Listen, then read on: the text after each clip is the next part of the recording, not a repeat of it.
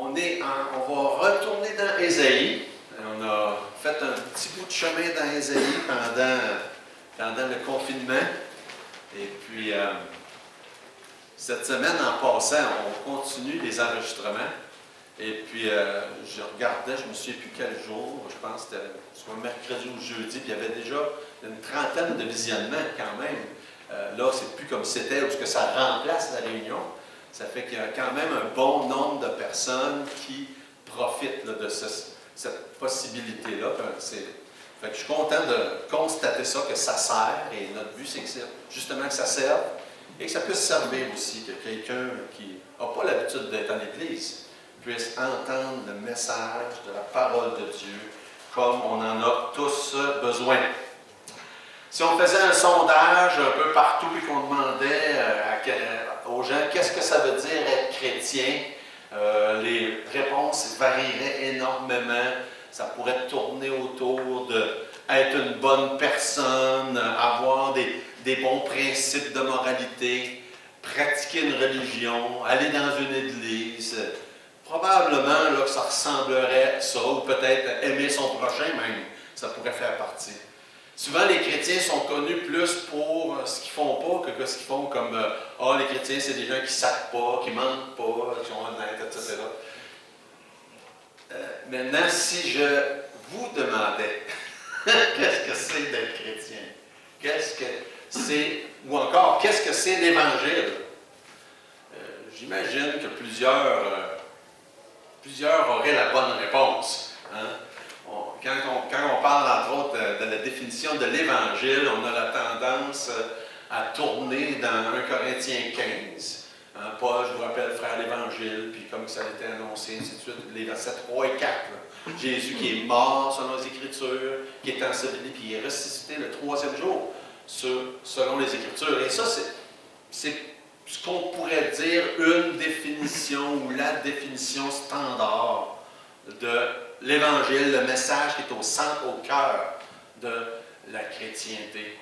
Mais on pourrait résumer ça encore plus en prenant juste une partie du verset 3 qui dit l'Évangile, c'est Christ. Ça dit Christ est mort, puis ensuite enseveli, ressuscité, mais l'Évangile, c'est Christ. C'est lui. C'est Jésus. C'est lui la bonne nouvelle. Et on va passer du temps. Jésus, quand il se fait questionner, pas quand il se fait questionner, plutôt quand dans sa prière sacerdotale, dans Jean chapitre 17, il a dit une phrase qui résume bien, il dit, je vais vous le lire, la vie éternelle, c'est qu'ils te connaissent, toi, le seul vrai Dieu, et celui qui t'a envoyé, Jésus-Christ.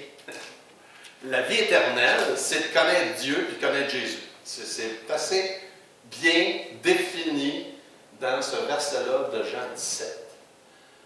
Et c'est ça sur quoi on va s'attarder ce matin, en commençant justement dans Ésaïe chapitre 7, où est-ce qu'on avait quitté la dernière fois, pour voir justement Jésus. Et on va prier. Seigneur notre Dieu, on est devant toi ce matin avec une anticipation de te connaître davantage. Et Seigneur, ma prière ce matin, s'il y a qui que ce soit qui ne te connaît pas, puisse venir à la connaissance de Jésus, le Sauveur, le Messie, la bonne nouvelle, l'Évangile. Alors Seigneur, on voudrait te prier que tu puisses te révéler à qui que ce soit ce matin qui ne te connaît pas, puis à chacun de tes enfants, qu'on puisse te connaître, et te connaître d'une manière encore plus intime, plus personnelle, meilleure. Je te prie, Seigneur, de te révéler à nous, que ta parole nous instruise, nous relève, nous soulève, nous bénisse. Et je te prie pour chacune ce matin, tous ceux qui peuvent avoir des doutes, des difficultés, des épreuves. Et Seigneur, pour chacun de tes enfants, je te prie que tu le bénisses et que ta parole bénisse nos cœurs. C'est dans le nom de Jésus qu'on te prie. Amen. Amen.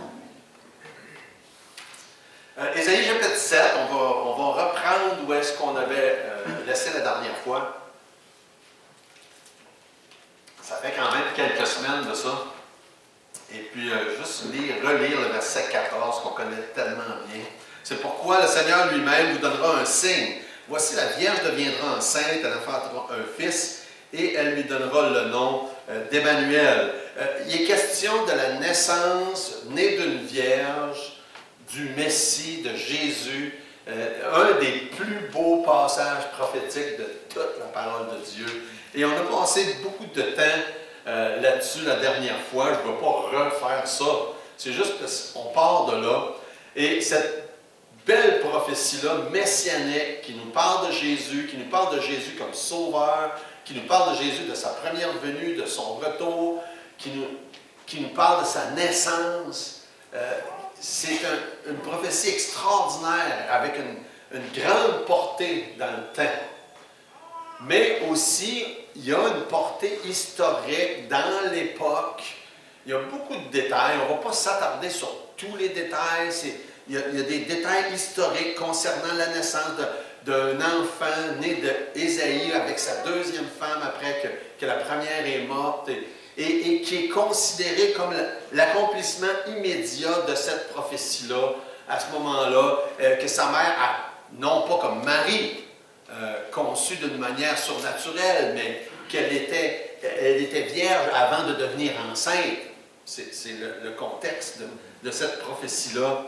Et puis, dans le début du chapitre 8, Ésaïe nous parle de cet enfant-là. Du moins, on pense que c'est cet enfant-là. Ce n'est pas nécessairement sûr, mais ça semble être lui. Et dans la prophétie, il se fait dire comment cet enfant-là va devoir être appelé et qu'est-ce que ça va signifier. Si vous vous souvenez, ça fait quand même un bon bout de temps de ça, on a vu, puis on voit ça dans un des passages du livre d'Ésaïe, que les enfants, la famille d'Ésaïe, devaient servir de signe prophétique. Donc, la naissance d'un enfant, ça servait d'un signe. La naissance d'un autre enfant sert d'un autre signe. Et le nom qu'on donne à cet enfant-là, évidemment, c'est un signe prophétique. Avec un nom comme ça, c'est bien que ça ait une signification, parce qu'il faut que ça serve à quelque chose. Quand on lit des noms comme ça, on se dit « Quel nom bizarre! Hein? » C'est pas pour vous autres, là. Son fils devait s'appeler Maher Shalal Shazbaz. Et je suis convaincu qu'il n'y a pas personne qui aurait voulu donner un nom comme ça à un enfant aujourd'hui. Mais il y a de ces noms-là dans la Bible. Maher Shalal Shazbaz, avec un sens qui veut dire, on le voit plus tôt, qu'on se hâte de pied, qu'on se précipite sur le butin. On voit ça au verset 1. Fait qu'il y avait un sens prophétique à la naissance de cet enfant-là qui s'appelle Maher Shalal. Il faut que je le lise, il faut que je le regarde parce que Shazbaz, qu'il allait avoir une armée étrangère qui allait venir pour piller puis prendre du butin. C'est ça que ça veut dire. Et qu'est-ce qui était intéressant, c'est qu'au verset 4, on nous donne des détails très précis sur qu'est-ce qui allait se passer à l'époque d'Ésaïe. Ça dit, car avant que l'enfant sache dire mon père, ma mère, on emportera devant le roi d'Assyrie les richesses de Damas et le butin de Samarie. À quel âge un enfant commence à dire papa et maman à peu près?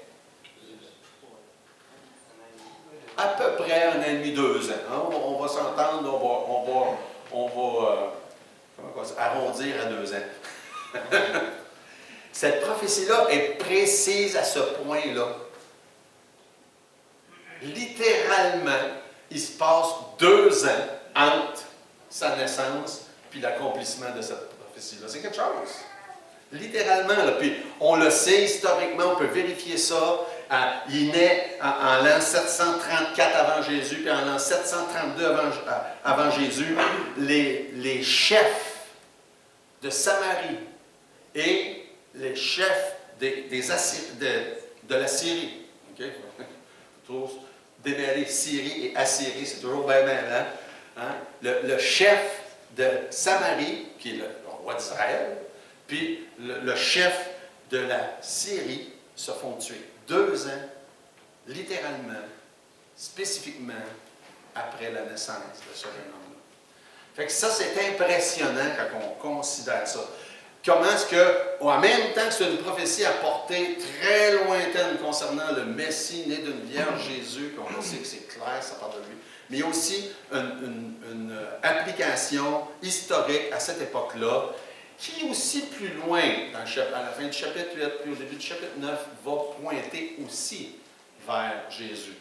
Maintenant, comme je disais tantôt, il y a plein de détails. On ne prendra pas tout le temps de regarder tous ces détails-là qui, souvent, à un moment donné, quand on regarde trop ces détails-là, on perd le fil de l'histoire. Puis on manque les choses qu'on ne voudrait pas manquer qui s'appliquent pour nous. Fait qu'au chapitre 8, il y a plusieurs détails, plusieurs exemples qui sont donnés en rapport avec qu'est-ce qui va se passer. Et puis dans les exemples qui sont mentionnés, on dit qu'Israël puis Juda se conduisent, puis versets 5 à 10, ça nous dit ça, là, comme si ils préféraient avoir une inondation que de profiter des bienfaits d'une rivière tranquille. Ça, c'est des images qui sont employées pour parler de leur attitude qui ne sont pas très bonnes en rapport, entre autres, qui cherchent l'appui du roi d'Assyrie au lieu de chercher l'appui en Dieu. Puis ça veut dire, bien là, tu es en train de t'aventurer vers une grosse inondation parce que le roi d'Assyrie, là, il n'a pas le bienfait d'Israël en tête, il a juste le sien. Fait que, au lieu de profiter des bienfaits d'une rivière tranquille, comme la protection et la paix de Dieu, vous êtes en train de vous tourner vers... Allez, venez-vous-en à grosse inondation. Hein? Je écoutais une nouvelle un matin, là, puis il y a une madame qui dit qu'elle s'est fait réveiller pendant la nuit, puis elle entendait une rivière sur la rue Lorimer à Montréal, de Lormier, pas Lorimer, en tout cas. Puis elle a regardé dehors, puis il y avait une rivière dans la rue. Un gros main qui avait lâché pendant la nuit. J'ai vu ça aux nouvelles le matin. Il n'y a pas personne qui veut ça. Et les autorités faisaient du porte-à-porte, puis ont dit allez pas dans la rue, marchez pas dans la rue même. Marchez pas sur le trottoir, c'est dangereux, la rue pourrait s'effondrer. Vous avez vu ça le matin? C'était aux nouvelles. Il n'y a personne qui veut ça, une rivière dans une rue. Hein?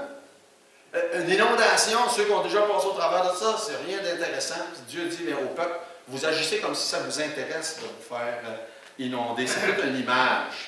Ensuite, une autre image qui est employée, il dit vous préférez les pièges au lieu d'un sanctuaire. Vous savez, un sanctuaire, c'est quoi? C'est représentatif de la paix.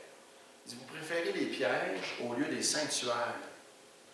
Et il était plus intéressé par qu'est-ce qui allait bénéficier, profiter du point de vue politique, que qu'est-ce qui était juste et correct. Ça, on voit ça dans les versets 11 à 15 dans le chapitre 8. Et ce que les chefs d'Israël faisaient, ils faisaient comme beaucoup de chefs politiques modernes font.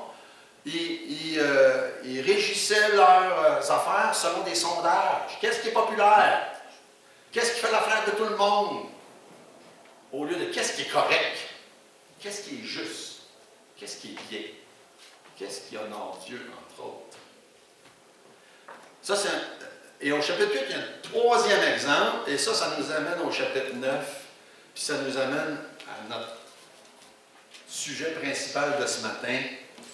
Ça dit qu'il préférait les ténèbres à la lumière. Ça, à partir du verset 16 jusqu'à la fin du chapitre 8. L'exemple qui est employé, c'est qu'il préfère les ténèbres à la lumière. On n'est pas sans remarquer que ça, c'est une prophétie qui s'accomplit dans le Nouveau Testament avec Jésus. Et quand on réfléchit sur le sens de ce dicton-là, hein, préférer les ténèbres à la lumière, personne ne préfère les ténèbres à la lumière, à moins de vouloir faire des mauvais coups, hein? Normalement. Combien de temps et d'énergie a été consacré à trouver des moyens de pouvoir prolonger la lumière. Puis, c'est Thomas Edison, si ma mémoire est bonne, qui a inventé la lumière incandescente. C'était toute qu'une découverte. Hein? Parce qu'avant ça, c'était des chandelles, c'était des fanales, c'était parce que les gens essayaient de prolonger la lumière autant que possible. Mais Dieu dit, c'est pas supposé qu'on aime les ténèbres plus que la lumière. Et il leur reproche d'aimer les ténèbres plus que la lumière. Puis il donne plusieurs exemples. Un des exemples au verset 19, c'est il y avait dans leur pratique l'idée de consulter des morts au lieu des vivants pour avoir une opinion. Il y a encore des gens qui font ça d'ailleurs en passant. C'est un des exemples les plus frappants, une image flagrante de préférer les ténèbres quand on y pense. Hein. Les morts, quelqu'un qui n'a plus de vie, il n'y a plus de lumière du tout. Verset 22, si vous êtes dans le chapitre 8, ça dit « Puis il regarda vers la terre et voici, il n'y a que détresse, obscurité, de sombre angoisse, il sera repoussé dans d'épaisses ténèbres. » Fait que déjà là, on voit qu'il est en train de parler de ce qui va se passer dans l'histoire, non seulement au travers de l'histoire, mais aussi même quand Jésus va venir. Un temps où ce que les gens vont être dans d'épaisses ténèbres. Et ce temps-là, il existe depuis longtemps. Verset 23, et là, c'est vraiment...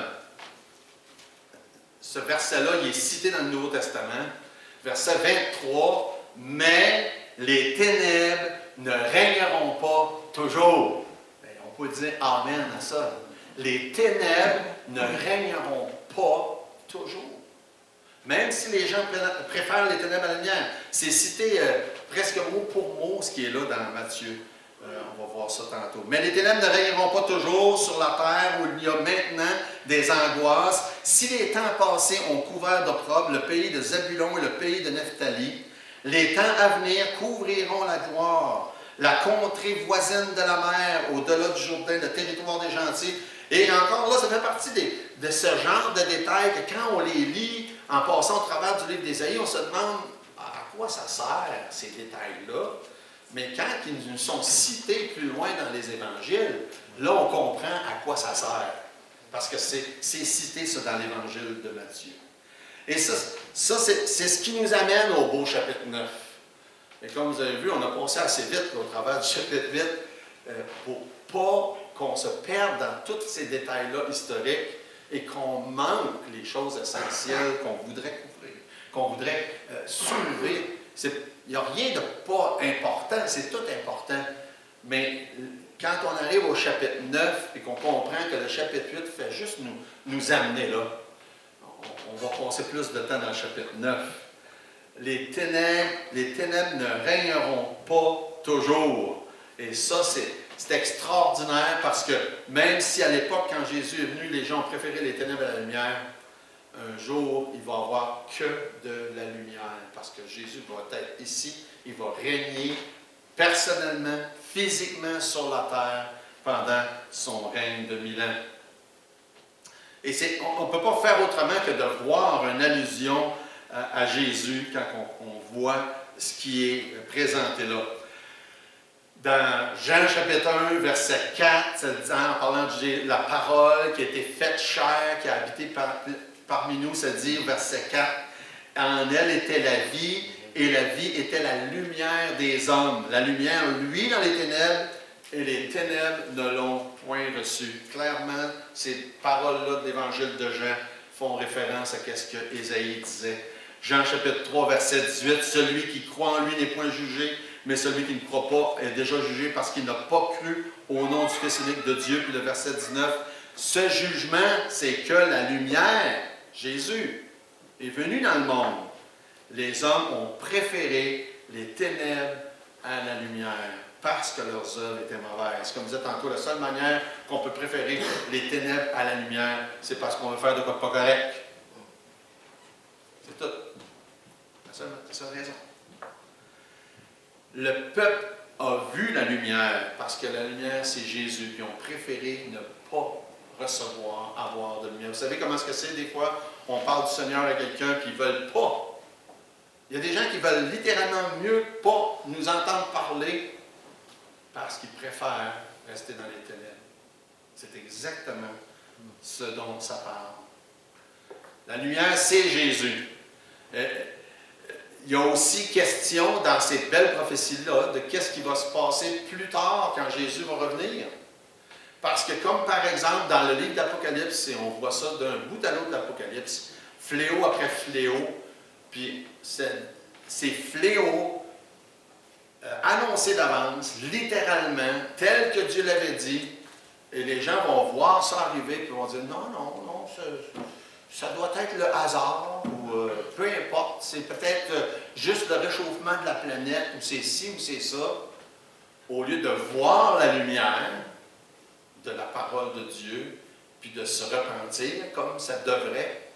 Puis on voit dans l'Apocalypse, ils ne se repentirent pas, se repentirent pas, se repentirent pas, préférant les ténèbres à la lumière. Donc, chapitre 9, le peuple qui marchait dans les ténèbres voit une grande lumière. Clairement une allusion au Messie qui va venir, pas de doute là-dessus. Le peuple qui marchait dans les ténèbres voit une grande lumière sur ceux qui habitaient le pays de l'ombre de la mort, une lumière resplendit. On peut tourner dans Matthieu chapitre 4 parce que, justement, pour revenir sur ce qu'on disait tantôt du chapitre 8, Matthieu chapitre 4, verset 13 à 15. Matthieu chapitre 4. Il quitta Nazareth et vint demeurer à Capernaum, situé près de la mer, dans le territoire de Zabulon et Naphtali. Ah, vous vous souvenez, on a lu ça tantôt dans Ésaïe 8. Afin que s'accomplisse ce qui avait été annoncé par Ésaïe le prophète. Le peuple de Zabulon et de Naphtali, de la contrée voisine de la mer, du pays au-delà du Jourdain et de la Galilée des païens. À l'époque d'Ésaïe, il est question de Zabulon et Naphtali, et les deux mêmes régions sont concernées à l'époque où Jésus va être sur la terre. Puis juste 2 versets plus loin, verset 17, ça dit « Dès ce moment, Jésus commença à prêcher, à dire « Repentez-vous car le royaume des cieux est proche. » Dès ce moment, il a commencé devant tout le monde à se manifester comme la lumière et en prêchant l'Évangile, en prêchant la repentance, en prêchant l'Évangile du royaume, évidemment. Et encore là, le même message tout au long, c'est Jésus lui-même qui est le message. C'est lui qui est la lumière. C'est lui qui est l'Évangile. C'est lui qui est la bonne nouvelle.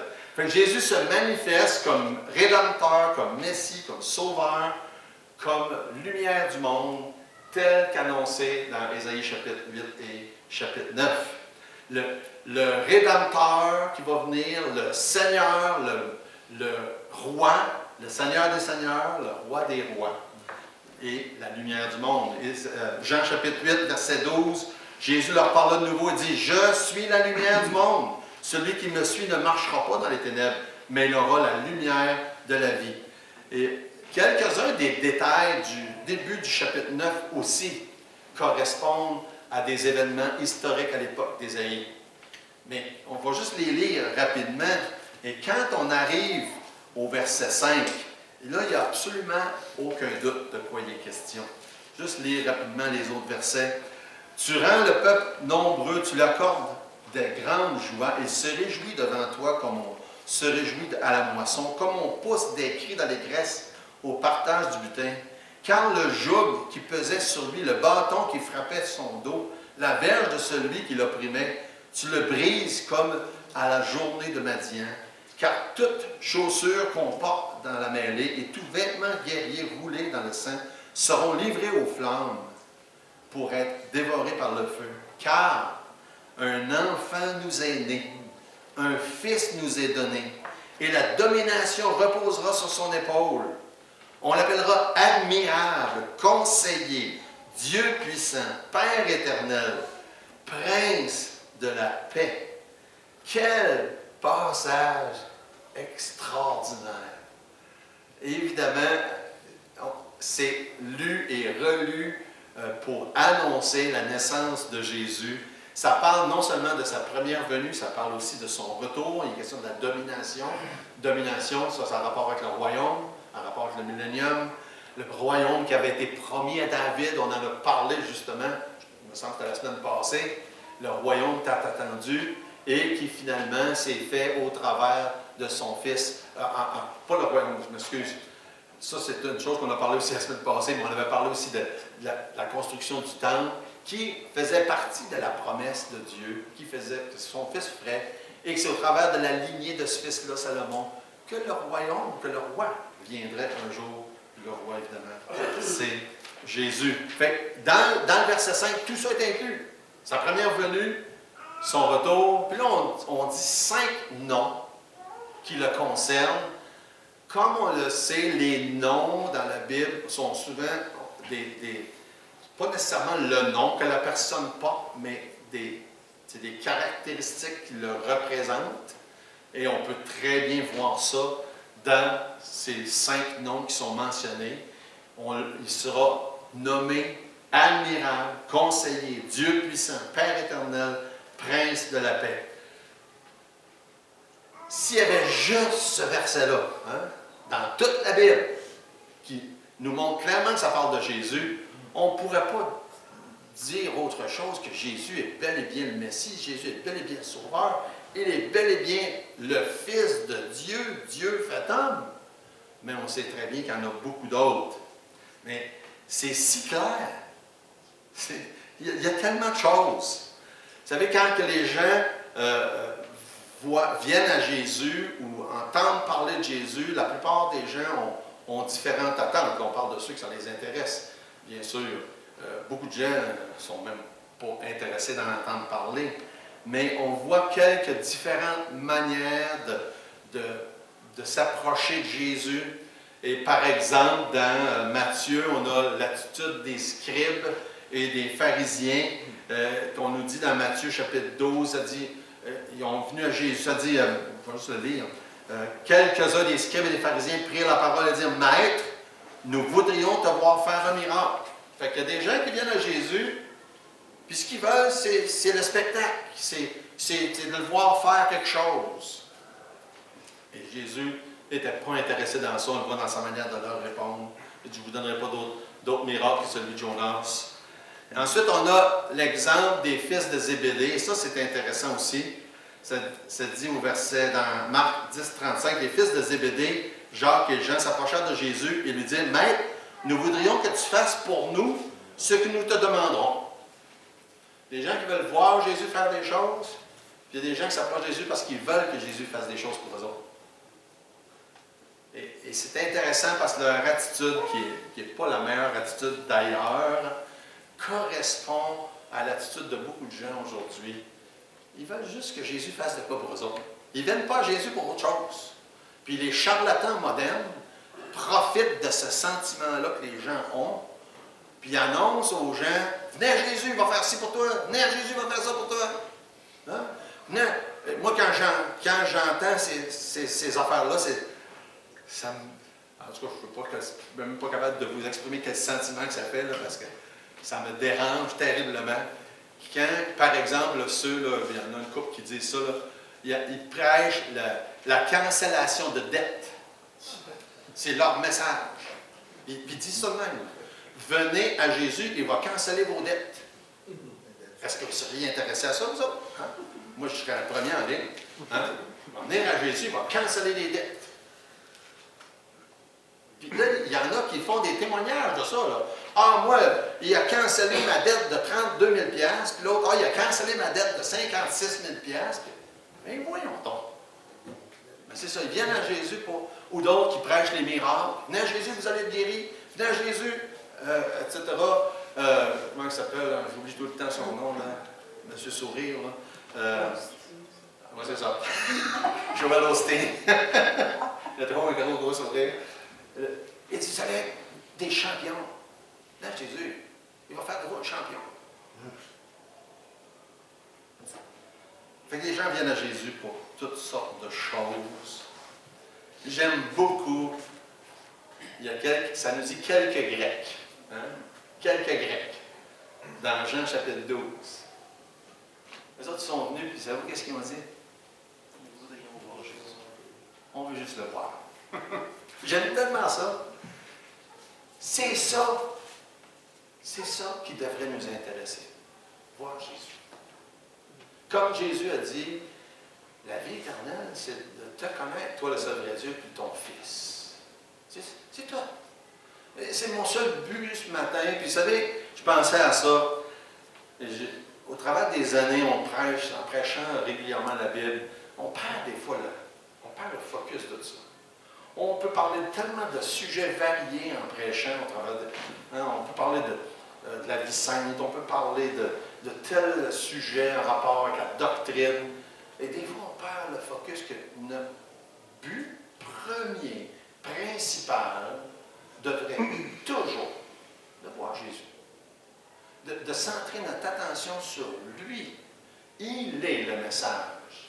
Il est l'Évangile. Il est ce qui est important. Et en tout cas, ça m'a fait du bien cette semaine de méditer ça. Et j'avais même en plus reçu une vidéo cette semaine d'un ami, puis je lui ai écouté un bout, puis ça faisait partie de la réflexion. Et puis là, quand je suis arrivé dans Ésaïe chapitre 9, ben là, ça ne peut pas être mieux. Ça ne peut pas tomber mieux que de continuer cette réflexion-là. Puis mon but ce matin, dans le temps qui reste, il n'en reste pas tant que ça, c'est de méditer sur qu'est-ce que ça nous dit de Jésus dans les 5 mots qui sont employés quand ça dit, en parlant prophétiquement de Jésus qui va venir, ça dit on va l'appeler admirable, conseiller, Dieu puissant, Père éternel, Prince de la paix. Et si seulement vous pouvez garder ces vérités-là en tête, puis les méditer, puis les mijoter comme il faut dans votre cœur pendant les heures, les jours à venir, je suis convaincu que ça va vous faire un grand bien-être dans votre âme. On l'appellera admirable. Tout ce qui concerne Jésus est admirable. Et en lisant ça, vous allez remarquer sûrement que ce verset-là seulement a inspiré beaucoup de chants. Il y a beaucoup de chants qui sont inspirés de Ésaïe chapitre 9, verset 5. Et je pensais à celui-là, ton nom, Seigneur Jésus, est admirable. Ton nom surpasse tout autre nom. Tu es le roi des rois, le Seigneur des seigneurs. Tu es le Dieu puissant, le prince de la paix. Quelle belle vérité. En anglais, le mot admirable, c'est wonderful. Et ce mot-là, en français, est souvent traduit merveilleux. Et donc, on pourrait dire admirable ou merveilleux, puis c'est vraiment le même sens. D'ailleurs, le mot traduit admirable a aussi le sens de miraculeux. Jésus a fait des miracles, mais lui-même est miraculeux dans sa personne. Je trouve ça intéressant comme signification. Et je pensais aussi à tous les autres chants, comme le chant que nos enfants chantent, avec quasiment tout dit qu'il est merveilleux. Tout dit qu'il est merveilleux parce que Jésus est vraiment merveilleux dans toutes choses. Comme vous pouvez le constater, tout dit qu'il est merveilleux. Tout ce que Jésus a fait sur la terre est merveilleux. Tout ce qu'il fait depuis toute l'éternité est merveilleux. Tout ce qu'il fait aujourd'hui est merveilleux. Jésus est admirable. Personne n'est comparable. Personne n'a ce que Jésus a. Ne serait-ce que dans sa personnalité divine et humaine. Personne d'autre a eu puis va avoir ça. Personne d'autre est né d'une vierge comme lui. Personne d'autre s'est abaissé du ciel où il était pour venir sur la terre, pour mourir sur la croix, entre autres. Personne n'a agi avec tant de courage.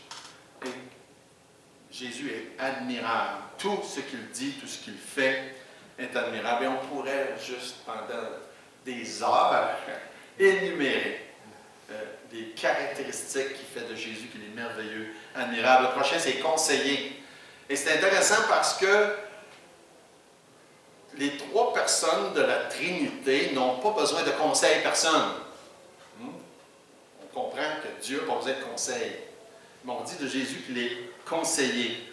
Et certains pensent que ça, c'est comme merveilleux ou bien admirable, puis conseiller, c'est comme 2 mots qui vont ensemble, qui sont les mêmes, qui se complètent un l'autre.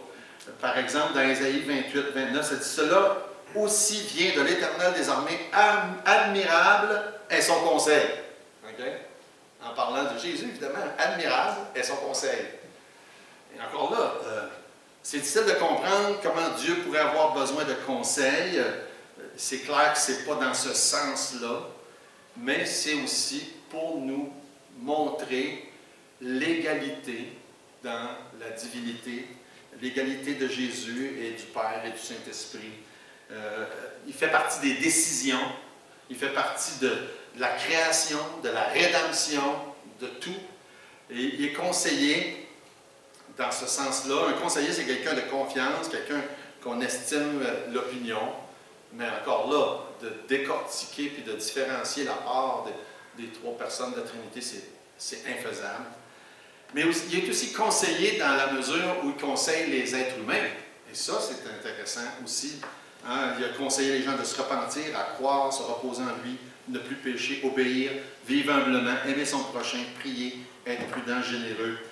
Et encore là, la liste est longue de tous les conseils que Jésus donne.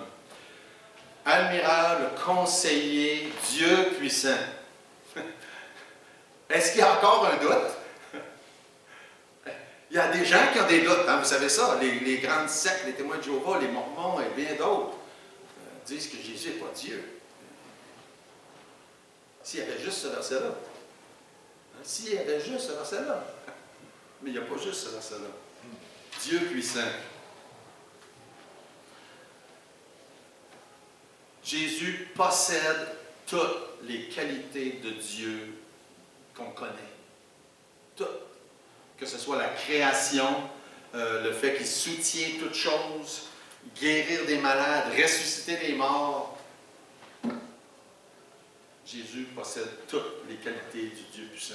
Et aujourd'hui, au moment où on se parle, ça nous dit qu'il sauve parfaitement, il pourvoit nos besoins, nous réconforte, soutient dans la tentation, fait toutes sortes de choses que Dieu fait. Père éternel, c'est plus difficile un peu. Hein?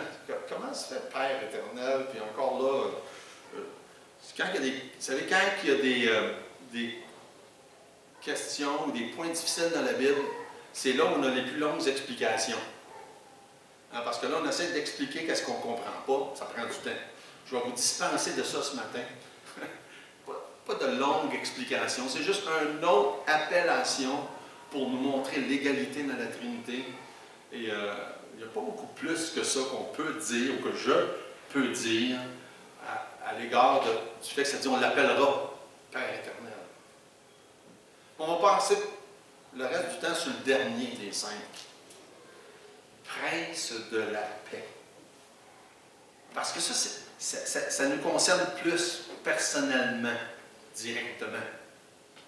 Dans le fait que Jésus est appelé le prince de la paix. Il est appelé le prince de plusieurs manières. Apocalypse 1,5, prince des rois de la terre. Acte 3,15, prince de la vie. Et évidemment, prince de la paix.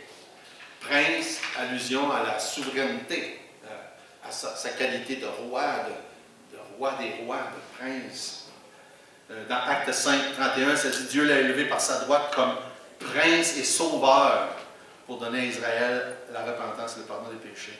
Il est le sauveur, il est le prince de la paix, il est l'auteur de la paix. Il est celui qui apporte la vie éternelle par son sacrifice. C'est lui, l'Évangile. C'est lui. Non seulement il apporte la paix, mais il est lui-même la paix.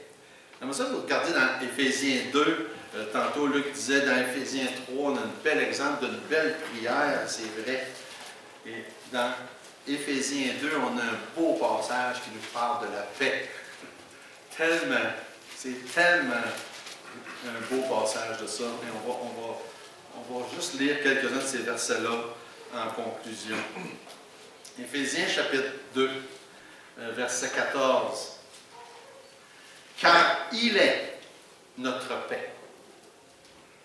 Jésus n'est pas seulement le prince de la paix, il est la paix. C'est lui la paix. Il est notre paix. Lui qui des deux, dans le fond, n'en a fait qu'un, et qui a renversé le mur de séparation, l'inimitié, ayant anéanti par sa chair la loi des ordonnances dans ses prescriptions, il a voulu créer en lui-même avec les deux un seul homme nouveau en établissant la paix On va aller au verset 17. Il est venu annoncer la paix à vous qui étiez loin et la paix à ceux qui étaient près. Quelle belle réflexion. La paix est pour tout le monde. Ceux qui sont loin, ceux qui sont près, ceux qui ne sont pas encore sauvés, ceux qui sont déjà sauvés. Jésus est le prince de la paix. Il est la paix pour quiconque. Il est la paix pour toi aujourd'hui. Et si quelqu'un n'a pas encore cette paix-là, on lit dans Philippiens 4, une paix qui surpasse toute intelligence. La paix que seul Dieu peut donner. Si quelqu'un n'a pas cette paix-là, la paix dont on parle, la paix de quelqu'un qui dit, moi je me couche le soir, puis je peux dormir tranquille face à l'éternité. Je le sais que si je ne me réveille pas ici-bas, je m'en vais dans la présence de Dieu. J'ai cette paix-là. Pourquoi? Parce que Jésus est mort. Il a payé la dette de mes péchés. C'est lui qui a fait le sacrifice que lui seul pouvait faire et que j'ai placé ma foi en lui. Tout simplement. Rien d'autre. Rien d'autre. Et j'ai cette paix-là à cause de ça. Et si tu n'as pas cette paix-là, il faut absolument, devant Dieu, aller dans la prière et dire, Seigneur, j'ai besoin d'être sauvé. Je te demande de me sauver. Je reconnais que je suis pécheur. Je reconnais que Jésus a payé tout ce qu'il fallait. Et je crois dans ton sacrifice. On chante ça des fois. Je crois en son sacrifice. Et c'est un acte de foi. Et si tu es déjà sauvé, combien de fois on se fait rappeler, on peut avoir une paix. Puis des fois, la paix, on la perd. Des fois on ne l'a pas. Des fois, pour toutes sortes de raisons, des inquiétudes, etc. Des fois, c'est le péché qui nous enlève la paix. On a besoin de retourner à Dieu. Et dans certains cas, confesser nos péchés. Et tout simplement prier Dieu pour qu'il nous donne cette paix-là. Connais-tu la paix de Dieu? Connais-tu Jésus? Qui est Jésus pour toi? Qu'est-ce qui est le message de l'Évangile? C'est lui. Il est la parole de Dieu. Il est la vérité. Il est la paix. Il est la bonne nouvelle. Et c'est seulement en se tournant vers lui. Un dernier passage, Romains chapitre 5, versets 1 et 2. Étant donc justifiés par la foi, nous avons la paix avec Dieu par notre Seigneur Jésus-Christ, à qui nous devons d'avoir eu par la foi accès à cette grâce dans laquelle nous demeurons fermes et nous nous glorifions dans l'espérance de la gloire de Dieu. Tout est là. On peut avoir la paix quand on place notre foi en lui, puis ensuite on va être avec lui dans la gloire. Tout est là.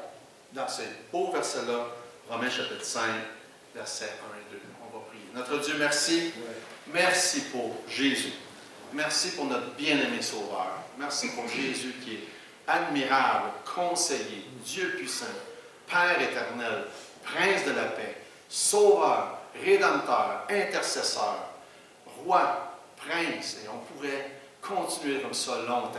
On veut te rendre grâce, on te remercie pour le privilège qu'on a de te connaître. Dans son nom précieux de notre Sauveur compris. Amen.